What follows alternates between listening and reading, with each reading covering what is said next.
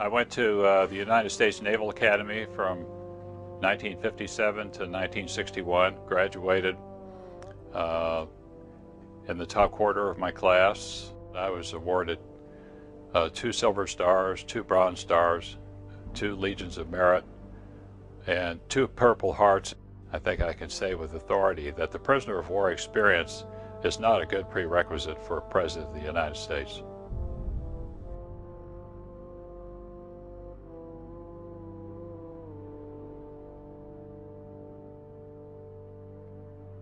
Hell, I'm 70 years old and I've lived through being a prisoner of war. I'm going to tell it like it is.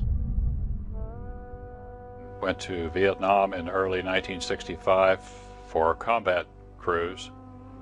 Got shot down April the 20th of 1965 and was able to escape and evade after I was shot down at night for 4 days and nights, at which time I was captured and became prisoner of war.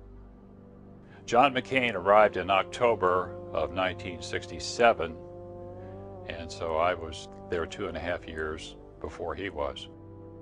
The treatment changed in fall of 1969 when Ho Chi Minh died and a new group came into power who were pragmatists, and they stopped the nasty treatment for the most part. So John has allowed, I think, the media to make him out to be the POW, the hero, and in fact there were over 600 just like him who performed just as well.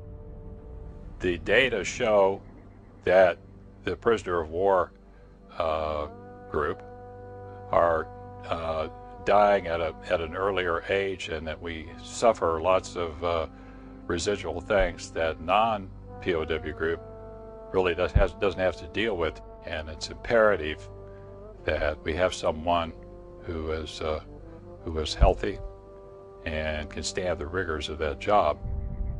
So I started having friends I play golf with and friends in other aspects in the community service that I'm involved in here in the Monterey Peninsula, and family members, and everybody coming up to me and say, "Hey, you knew John McCain.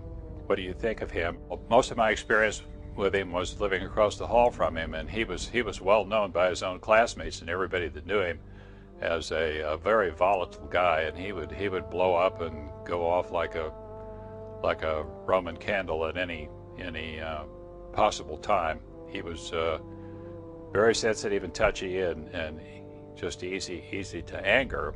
The world is such a dangerous place, and he has shown himself already to be bellicose with regard to making other wars in other places, in Iraq and threatening Iran. And John McCain is not somebody that I would like to see with his finger near the red button.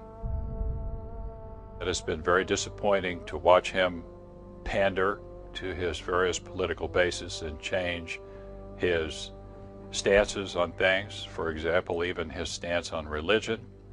I knew him many years ago, and John was very apathetic about religion, and now all of a sudden he's become an evangelical so that he can bring in that base. I'm very disappointed in that, because that's not the John McCain that I thought I knew at the Naval Academy, but obviously it's John McCain that exists today.